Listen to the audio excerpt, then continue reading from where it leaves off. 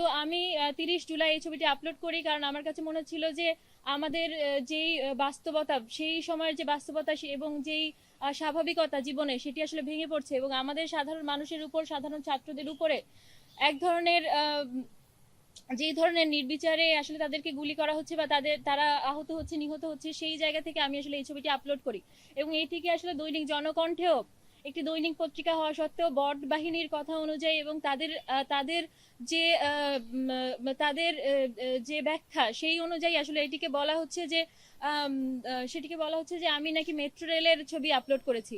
মানে এটা খুবই দুঃখজনক।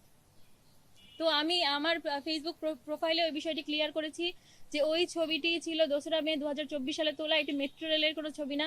এবং এই ছবিটা দেখে যে কোনো মানুষই আসলে বুঝতে পারবে যে এই ছবিটি কি কারণে এবং এই ছবিটি আসলে মানে কোন উদ্দেশ্যে আপলোড করা হয়েছে। আচ্ছা, তো আরো একটা বিষয় আসলে উল্লেখ করতে চাই, সেটি হচ্ছে যে নারীর প্রতি মানে শুধু আমার প্রতি না, যে কোনো নারীর প্রতি আসলে দেখা যায় যে এই বট বাহিনীর এক ধরনের টার্গেটমূলক অ্যাটাক। আমি আমার সহ যাত্রী, এবং তিনিও ডাকসু নির্বাচনে প্রার্থিতা করছেন, হেমা চাকমা, তার বিষয়ে বলতে চাই যে তাকে নিয়েও আসলে আমার মানে আমি জানি না কেন আমার প্রোফাইলে এবং তার প্রোফাইলে মানে বট বাহিনীর এক ধরনের মানে যেই অ্যাটাকের কথা বলছিলাম সেটি আসলে চলমান, এবং তাকেও আসলে অ্যাটাক করা হচ্ছে। তাকে সামাজিকভাবে, আমি এটিকে বলবো এক ধরনের সোশ্যাল ফ্যাসিবাদ। মানে এই ধরনের মানে ফ্যাসিবাদী, মানে সামাজিক ফ্যাসিবাদী কর্মকাণ্ড তারা আসলে একযোগে চালাচ্ছেন নারীর বিরুদ্ধে।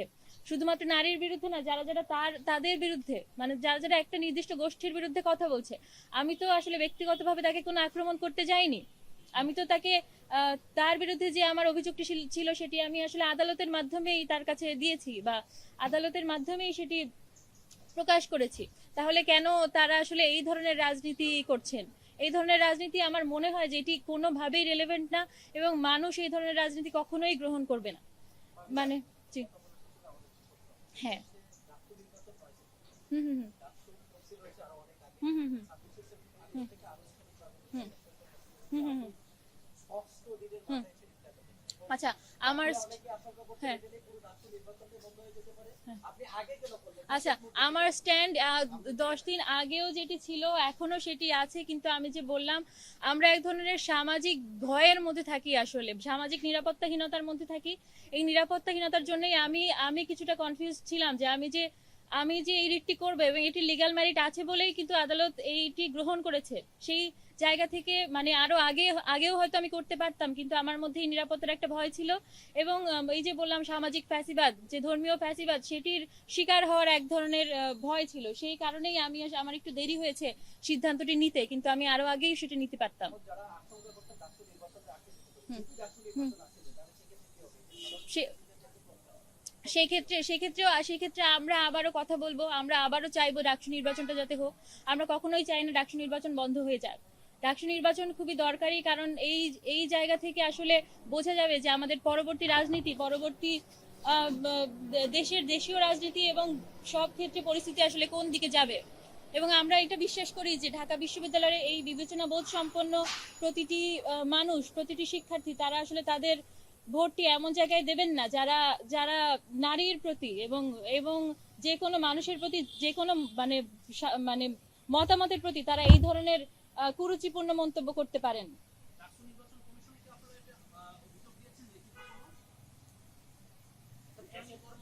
হুম যে মানে বট বাহিনীর বিরুদ্ধে বা হ্যাঁ হ্যাঁ হ্যাঁ নির্বাচন কমিশনের কাছে আমি যাইনি।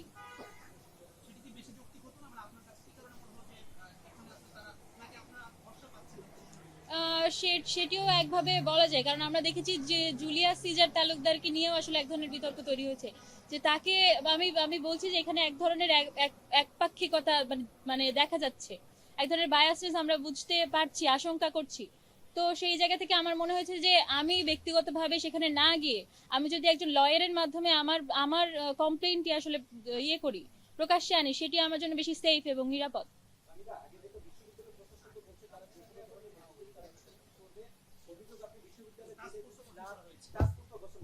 হুম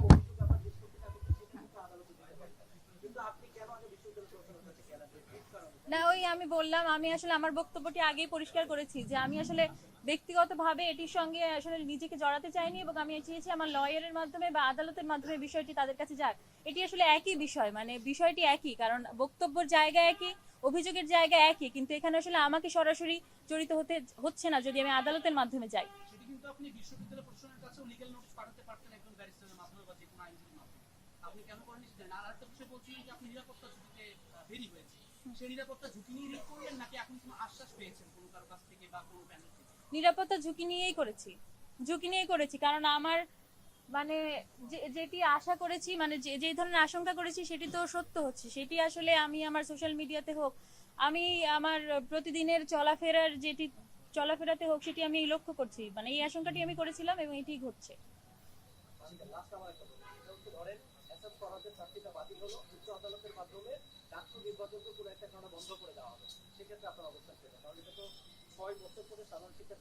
সেই ক্ষেত্রে আমার অবস্থান,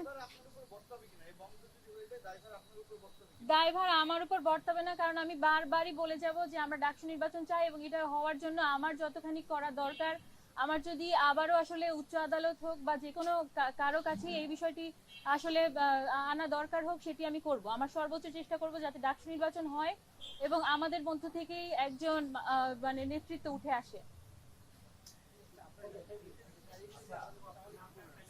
তাহলে আমি আমি কিছুই করব না, এখানে আসলে আমার করার কিছু নেই। আমি পরবর্তীতে ভেবে দেখব যে আসলে আমার কি ইয়ে হতে পারে, স্ট্যান্ড হতে পারে, কিন্তু এটি আসলে সম্পূর্ণ আদালতের উপর নির্ভর করছে। আদালত যেটা করবে সেটাই হবে, এখানে ব্যক্তিগতভাবে আমার কোনো ইয়ে নেই।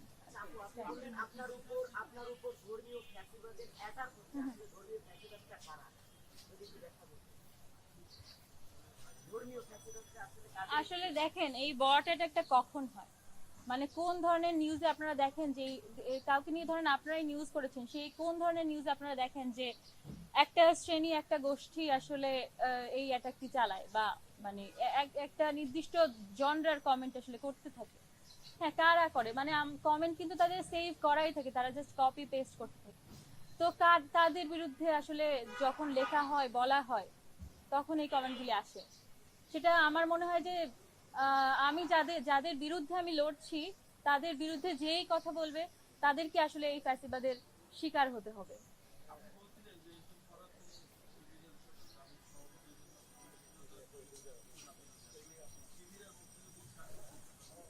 এটা নিঃসন্দেহে সাংঘর্ষিক, এবং আমি যদি অনেক বছর আগে নাও যাই, মানে একদমই ৭১-এ নাও যাই, গতকাল তো আমি ওদের ঐতিহাসিক ভাবে শিবির কিভাবে আজকের শিবির হয়ে উঠলো, মানে আজকের এই তাদের এই রূপটি আমরা দেখছি, সেটির বিষয়ে আমি কথা বলেছি। মানে তাদের যে এবং ইসলামী ছাত্র শিবির যে আসলে বাংলাদেশে উৎপন্ন হয়নি, বাংলাদেশে গঠিত হয়নি, সেটির বিষয়ে আসলে আলোকপাত করেছিলাম। এবং ওইটি বাদ দেওয়ার পরে যদি আমরা দেখি যে গত কয়েকদিন আগে টিএসসি তে কি ঘটেছিল, বাংলাদেশ ইসলামী ছাত্র শিবির যে প্রোগ্রামটি দিয়েছিল টিএসসি তে, সেখানে আসলে তারা চিহ্নিত রাজাকার এবং মানে আদালতের রায় দেয়া রাজাকার, তাদের তাদের ছবি টাঙিয়েছিল। হ্যাঁ, তো এই জিনিসটি পুরোপুরি পরিষ্কার, এবং এটা নিয়ে আমাদের মেইন স্ট্রিম মিডিয়াতেও আসলে রিপোর্ট হয়েছে। আমরা এটির বিরুদ্ধে প্রতিবাদ করেছি সবাই।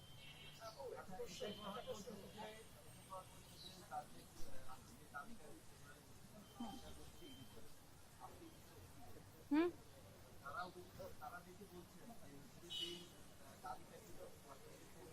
হুম, এই বিষয়ে আমি বলবো এইটা আদালতই আসলে নির্ধারণ করবে এডিটেড কি এডিটেড না।